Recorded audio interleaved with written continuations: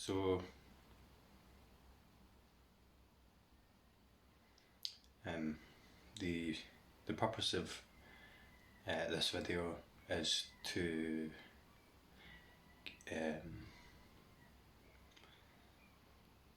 communicate the idea that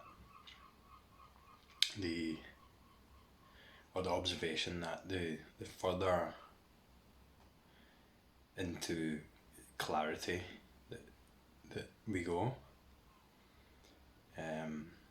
the more clear things become, the more simple things become, the more difficult it is to talk about, because essentially there is less to talk about. And anything that comes in the form of words or thoughts or ideas or concepts are a hugely limited partial representation of something which I am trying to communicate. In fact, it's easier to talk about what I'm not trying to say than to talk about something which you can't talk about, really. So it just becomes more and more difficult, and the rhetoric becomes less and less relevant, to the point where it almost seems like it's detracting from or adding to or obscuring what I'm attempting to point towards. In a sense, I'm trying to point towards something that you can't point to. And this is where we come into the paradox again, and the rhetoric that you hear, the phrases and the concepts, the words and thoughts almost begin to lose their meaning, almost begin to dilute. And when things become clear, then in a way you can see clearly the limitation of language and thought, but at the same time you are completely aware of what it is this rhetoric is trying to point towards. And I would almost say there are a lot of contradictions. It's trying to dance around something. There are loads of contradictions here, which is why it can be so confusing for the thinking mind. Because the thinking mind notices these things and they don't add up, and then it just spirals off. Like, for example, I'm saying my experiences, and then going on to talk about transcendence and no self. There's like an obvious contradiction there, and that's just the limit of language. And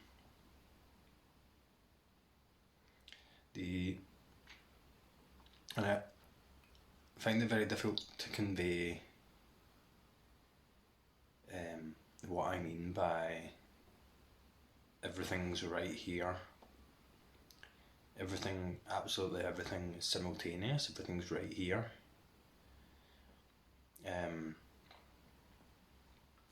The paradox of the transcendence and inclusion without resistance.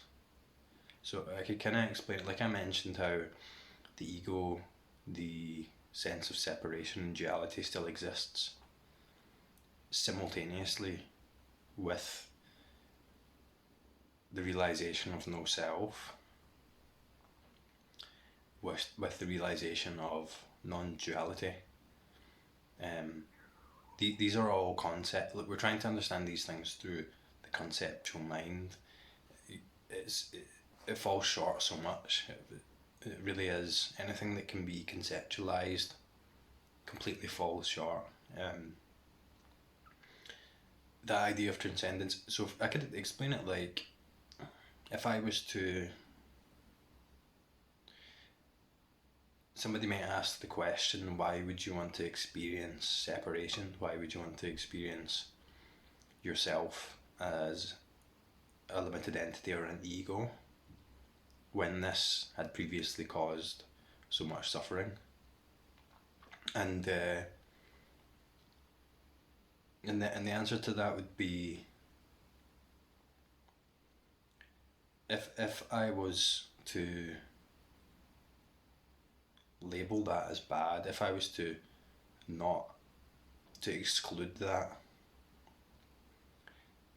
identity, if I was to reject that or resist it, I would be holding some sort of separation resistance, resentment for my past self, which again is in thought. That resistance creates separation. Whereas the inclusion that I talk about is the transcendence, the seeing through of, the acceptance of simultaneously,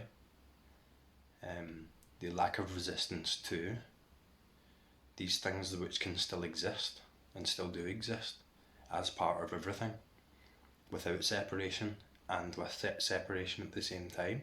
The difference is it's not needed, there's no attachment, and the belief in it isn't there anymore.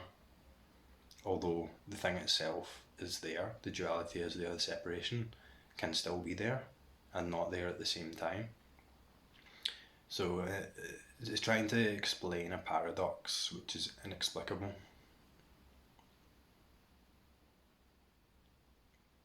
It seems like the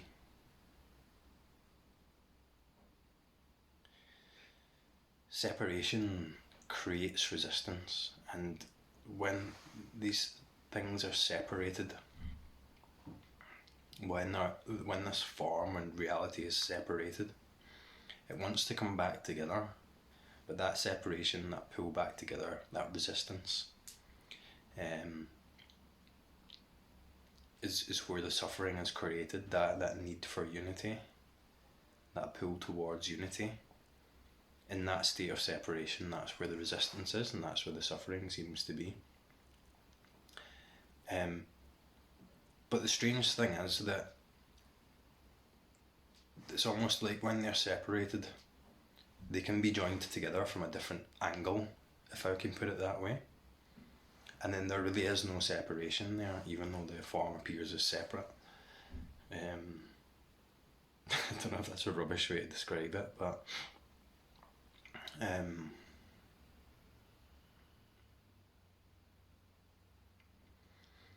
it's like the impermanence doesn't need time to be impermanent. Impermanence is impermanent all the time, right now, infinitely, without a reliance on time and space.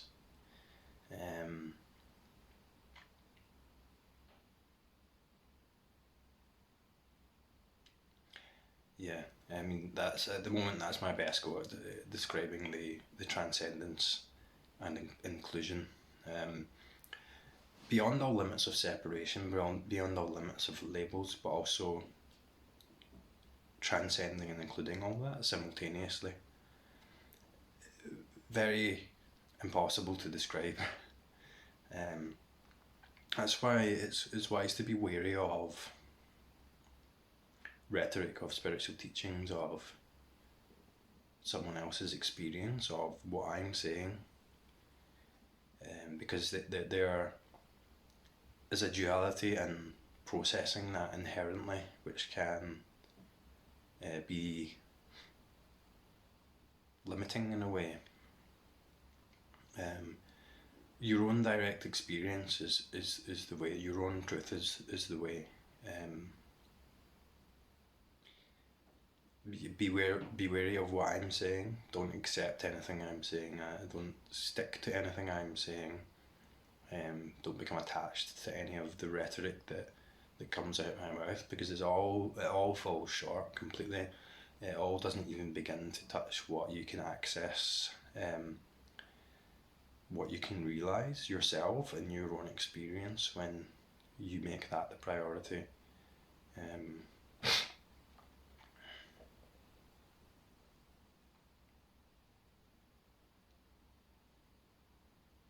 And eventually this includes thought. Initially we try and avoid the thought, we try and decipher what is thought, what is not thought, but eventually it includes everything, and there isn't any separation, there isn't any distinction between anything at all anymore, even though that includes within it and transcends the separation itself.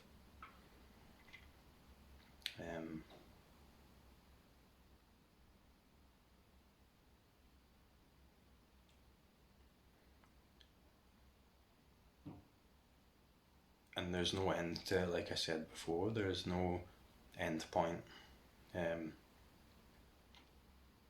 There is and there isn't an end point, is but I would lean towards there's no end point relatively in the reality that we generally are living in.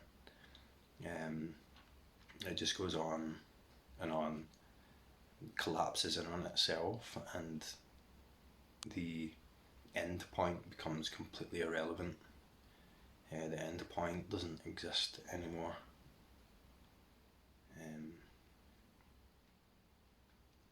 The end point's just a thought.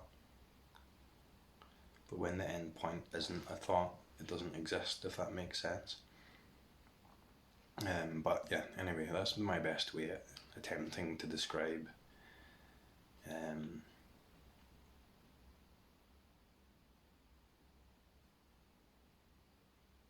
what I'm trying to convey. So aside from that, someone asked me to do a video on parenting, and how parenting and awakening go together, and my experience with that. But I think I'll do that one in a separate video, so I'll leave it there for now. I'll talk